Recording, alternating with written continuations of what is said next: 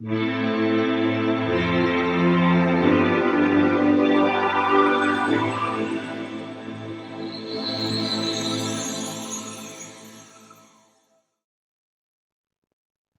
now come to the next step in our mystical pilgrimage, which ultimately leads us into the heart of the sun.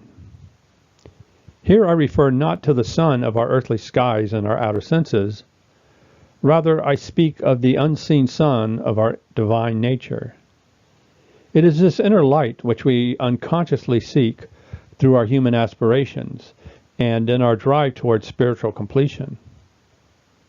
What I speak of is a vast collective consciousness.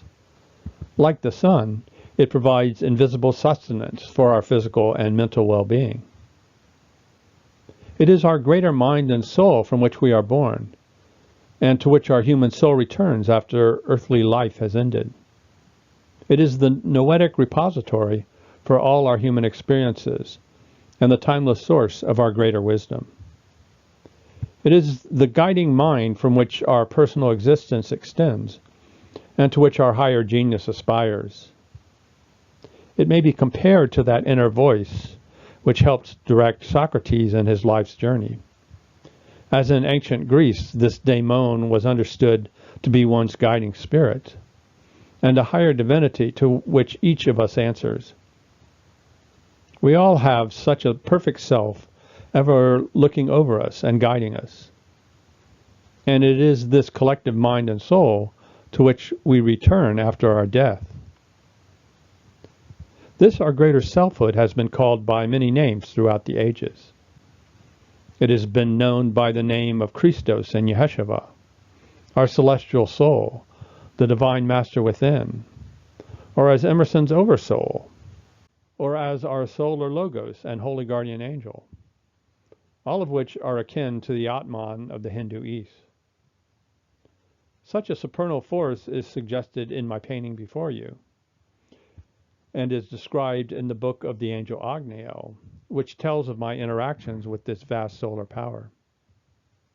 It is this invisible sun, such an all-knowing source, which ever drives us forward, leading us in time to divine realization in the heart of eternity.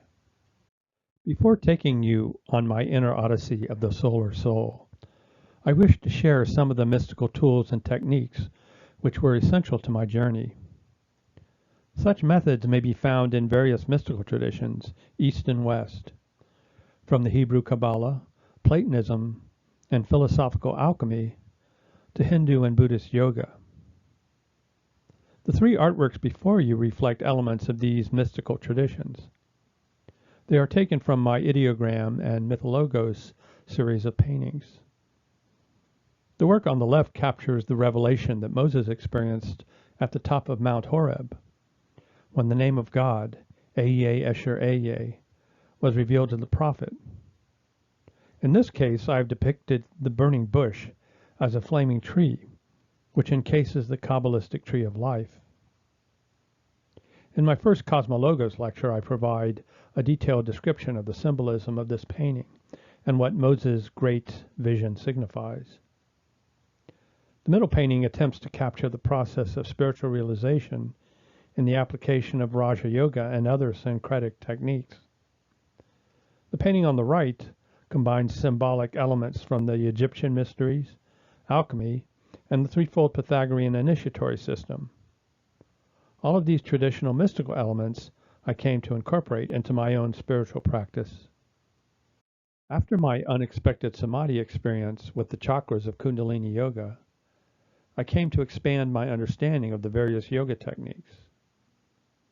A significant aid in this understanding was provided by Swami Vivekananda in his book, Raja Yoga. Vivekananda, a chief disciple of Sri Ramakrishna, was a significant figure in the great influx of Eastern spiritual wisdom that came to America in the late 19th and early 20th centuries. This book by Vivekananda provides a rational and systematic explanation of various yoga techniques. Much of the substance of this book is derived from the Yoga Sutras of Patanjali, a great 2nd to 3rd century mystic and Hindu sage. Some of these yoga practices are listed before you. The first two practices, yama and niyama, concern the moral and behavioral preparations for later, more complex mental disciplines. A parallel may be drawn between these initial yogic steps and the first stage in the threefold Pythagorean initiatory cycle, which is identified as preparation. This stage entails preparing the human vehicle in moral and physical terms for later, more advanced mental and mystical practices. The first yogic state of yama, which is often translated as abstinence, refers to withholding of oneself from certain behaviors, as in nonviolence, non-attachment, non-avarice, and sexual restraint. On the other hand, niyama refers to embracing virtuous habits such as purity, contentment, clearness of mind, of speech and body, acceptance of others, and perseverance. Following these two practices are the physical techniques of hatha yoga and its asanas, and then pranayama, or breath control. Pratyahara entails inward withdrawal and detachment from outer sense objects. Dharana is fixation of one's concentration on a single point. Dhyana involves contemplation upon whatever one is fixing upon, be it a god form, a sacred image like a mandala or yantra, or upon a certain sound like a mantra. Finally comes samadhi, which is absorption into or complete identification with a cosmic absolute, be that some god form or universal totality. I proceeded to integrate many of these spiritual techniques into my daily practice. Most importantly, I practiced dharana through visualizations of certain geometrical figures, particularly as they are associated with parts of the body and the chakra centers. I would also focus upon certain Hebrew letters as they were linked to divine names or principles. Accompanying these visualizations, I undertook the intoning of associated sounds. Through my study of Hindu mantras, Hebrew letters, and Sufi wasifas, I came to realize that certain sounds can be associated with particular parts of the body, and that different languages and mystical practices unconsciously draw upon these same sound associations. This was particularly noticeable with the sound of divine names, such as in the universal mantra or sound source, Om or Aum in Hinduism, or in the Hebrew name of God, be it in the Tetragrammaton Yahweh, or in Abba, the Father, or Adonai, the Lord. Also central to my practice was pranayama, or the methods of breath control. In a basic sense, breath is the key to life. Without breath, the body dies. Similarly, if one can control the breath, achieving a harmonious rhythm and virtual suspension, one may emulate the death state, directing the soul toward a greater eternal life beyond death. Two crucial yogic techniques are that of alternate nostril breathing and of Bhastrika, or bellows breath, which intensifies the flow of prana or life force throughout one's body. Alternate nostril breathing also serves to balance those subtle energy circuits called Ida and Pingala, which wrap around the human spine and the chakras. The existence of these invisible circuits was also acknowledged in Western Hermetic traditions, just as they are depicted in the symbol of the caduceus wand, as twin serpents entwine around a central shaft, which can be understood as symbolizing the spinal pillar. The serpents meet at the top of the pillar, at the point of a sphere, out of which spring two wings. It is striking to note that this winged sphere has the same shape as that of the sixth chakra, Ajna, where the circuits Ida and Pingala meet. Such dual circuits in Kundalini Yoga are linked to the male and female principles, as the fiery Pingala circuit is associated with the masculine sun, and the watery Ida is associated with the feminine moon. In this way, the practice of pranayama and alternate nostril breathing serve to balance the polar life forces, to create within oneself a more balanced ideal selfhood. This also allows the sacred Kundalini force to ascend through the central spinal pillar, Sushumna, and release into the heights of the eternal spheres. It is by these means that the spiritual androgyne is created within us, forming a more balanced and perfect human being. The union of opposites is also the ultimate aspiration of philosophical alchemy. Such a creation of the androgyne, or the ideal merger of feminine and masculine attributes, is depicted in various alchemical emblems. Before you is one of these images of a being who is half man and half woman. Looking at the lower half of this figure, with its feet upon the coiled dragon, and a male and female snake wrapped around the right and left legs, one is reminded of the Kundalini serpent residing at the base of the spine, and of the spiraling circuits Ida and Pingala. We earlier provided another example of this androgynous principle in the Gnostic teachings of Jesus, where he said, "When you make the two into one, and the upper as the lower, and when you make male and female into a single one, then you will enter the kingdom of heaven." The caduceus, that magical wand of Hermes, messenger of the gods, provides a similar means of transformation by uniting the lower to the upper, of the human soul to the universal soul above. The intention of all these mystical disciplines is to leave the temporal earthly world, to journey past the bounds of death, and join in the eternal world that lies within and beyond. Plato identifies this greater unseen world as the realm of eternal ideas. For Plato, what the true philosopher aspires to is what he termed a philosophical death, where one dies to the physical world, while identifying with the greater forces and ideas of the universal, to be reborn in the fullness of eternity. One name for this greater expansive realm is the astral plane, that place where the soul is said to return upon death.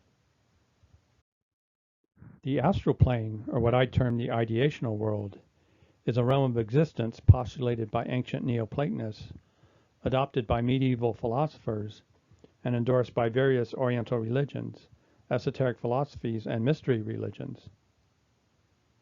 This realm of the celestial spheres is said to be crossed by the soul in its astral body on the way to being born in human form, and upon its return to the eternal life after death. This region is generally believed to be populated by angels, which I would term collective universal intelligences, and by spirits and other immaterial beings. In the late 19th and early 20th century, the term astral plane was utilized by Theosophists and certain Neo-Rosicrucian groups. Various mystics have described travel to this higher dimension in terms of a spiral force. Some esotericists in the late 19th century referred to this spiral power which drew souls into the higher worlds as astral tourbillons. The term tourbillons is derived from the French word which means whirlwind. In archetypal terms, one cannot help but think of two striking literary examples of this spiral force or fiery whirlwind. One is from the Old Testament, when the prophet Elijah ascends toward God in a fiery chariot, where it is said that, quote, Elijah went up into the heaven in a whirlwind. We find another contemporary example in the fantasy novel The Wizard of Oz, when that otherworldly traveler, Dorothy Gale, is transported into the ascendant magical kingdom of Oz by the tornado's spiral vortex. In this case, we may equate Oz with an alternative dimension of the higher mind and ascendant imagination. These and many other mythic and mystic cases draw from the same experiential archetype. In the right-hand drawing, we see other examples of the spiral force.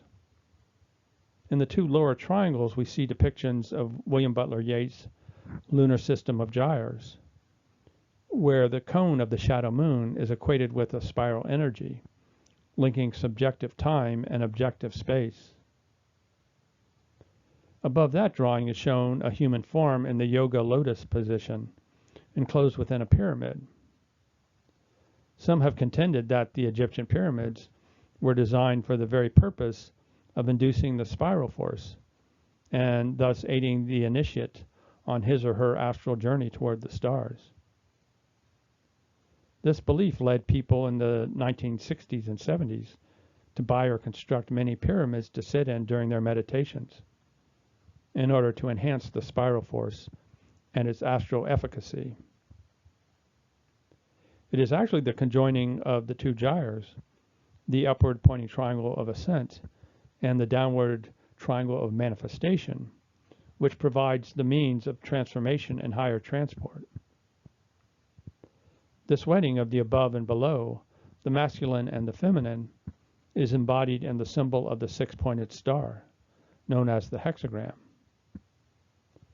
While this symbol is familiar to us as the symbol of Judaism, it has also served in the Hermetic tradition as an emblem of the androgyne and the merger of the polar forces from above to the below. Both cases refer to that process whereby one weds the divine potentialities of spirit to our human reality, and thus create a conjoined two as mystical one. The principle of neutralization of the polarities, which we find embodied in the caduceus and the Ida Pingala circuits, may also be found in the Kabbalistic tree of life, as depicted in my paintings before you.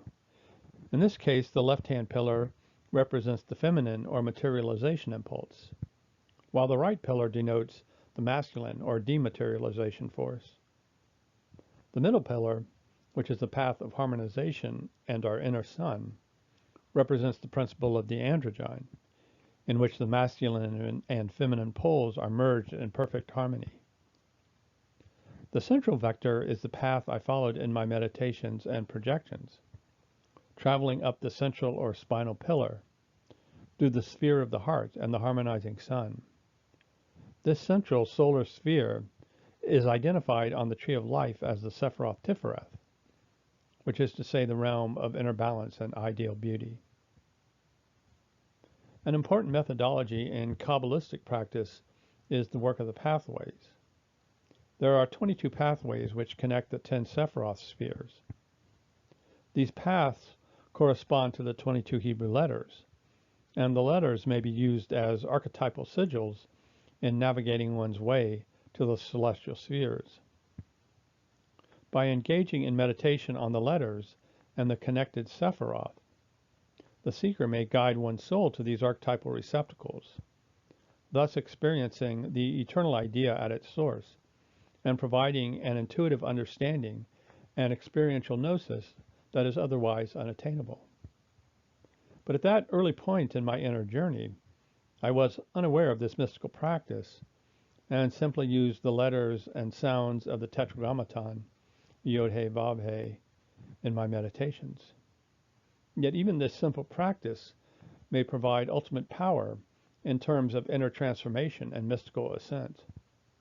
And further, my use of the Hindu mantra Aum and the Kabbalistic name of God directed me toward my solar home, embodied in Tifereth, our collective soul of the sun. As a result of my diverse spiritual studies and inner reflections, I devised my own synthetic method. In my breath and intonation work, I combined use of the Hebrew Tetragrammaton with that of the Hindu universal mantra, Aum. I also used them in conjunction with various power points on the body. I would vocalize the Hebrew letters of the Tetragrammaton while visualizing them on the 4 points of a cross inscribed upon my body, starting at the point of Ajna between my two eyes, down to the solar plexus, then upon the opposing shoulders. These visualizations would be done in conjunction with various sound repetitions, timed rhythmic and alternate nostril breathing, and breath suspension.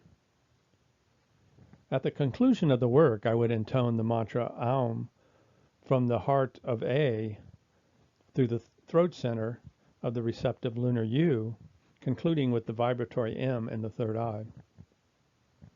It is significant to note that the very shape of the English letters of AUM suggests the qualities of special archetypal ideas, A being the reflection of that first generative fire symbol, the upward pointing triangle, the U mirroring the shape of the receptive feminine lunar crescent, and the M reflecting the vibratory qualities found in the glyph of Aquarius and in the solar sun.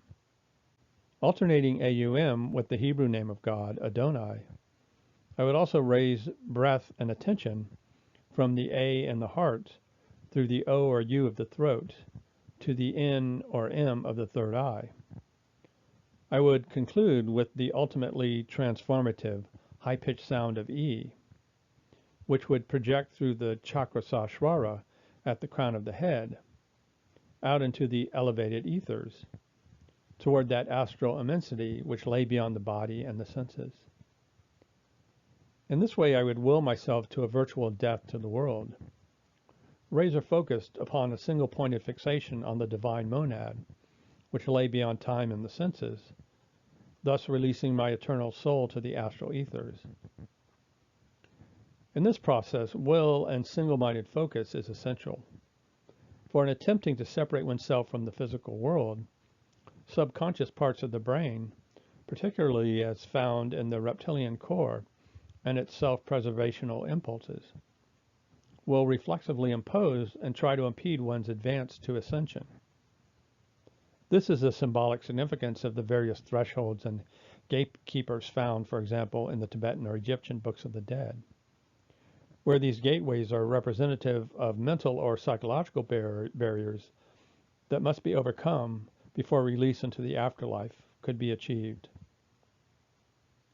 I sometimes face such imaginary obstacles in my attempt to separate and ascend, as a rush of forces, images, and emotions would swirl about in a miasma of confused imagery and form. In one case, I felt and envisioned my very arm being detached from its socket. But this is where those disciplines of willful fixation and heightened awareness, which one practices every day, may serve to lead one past such illusions. The techniques of mystical transformation must first be mastered and practiced daily. Like the artist learning figure drawing, or the pianist practicing scales on the piano. That is why, in alchemy, the path of spiritual transmutation is referred to as ars regia, the greatest of arts, or the royal art. The process of mystical transformation is embodied in the alchemical adage of solve et coagula, which means dissolution and coagulation, and refers to a dissolving of the bodily form and then subsequent return to and recoagulation of the physical self. This describes that consummate act in the mystical process whereby one is released from the bounds of earth, gross matter, and human form, then raised into the more subtle and sublime realm of the soul, of boundless imagination and eternal idea. After dematerialization and divine reunion, the mystic must recoagulate the body into its old but now noetically renewed form. Indeed, this is the dialectical dance of the forces of Dionysos and Apollo in terms of mystical ascent and physical return, consisting of an alternating current between boundless spiritual energy and tangible form. Indeed, a correspondence may be drawn between the forces of instinctual Dionysos and formative Apollo and the alchemical elements of combustible sulfur and preservative salt. Furthermore, those steps such as sublimation, separation, and projection, as described in the alchemical work, when the alchemist attempts to transform lower metallic substances into the splendor of gold, provide a metaphor for spiritual transformation. These steps are reflective of inner psychological processes, from the sublimation of lower desires to a mystical separation of soul from the body, to a projection of the soul into the astral or ideational sphere.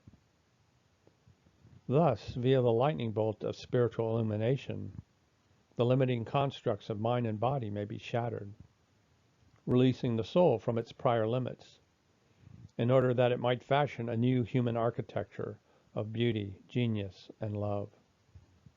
Various cosmic maps have been provided by the world's mystical philosophies and philosophers, be it from the Kabbalistic Tree of Life, from Dante's Celestial Paradiso, or from the Tibetan Book of the Dead. Before you is a 17th century Ptolemaic Rosicrucian model, as well as a cosmological scheme devised by 19th century Theosophists. In my case, I did not specifically follow any of these schemes, but simply projected myself toward our Logoic Absolute, which is to say the center of the inner sun, by using my will, my imagination, my yearning, my love, my directed breath, and the inviolate names of the Cosmic One. This path I followed may be termed the way of the heart, akin to the spiritual path embraced by the great Hermetic mystics Jacob Boehme and Claude de Saint-Martin. And though at that time in my mystical journey these spiritual masters were unknown to me, their sacred path is open to every human being, as it is imprinted upon the very heart of our unseen soul, that soul which is the source of all life and universal knowing.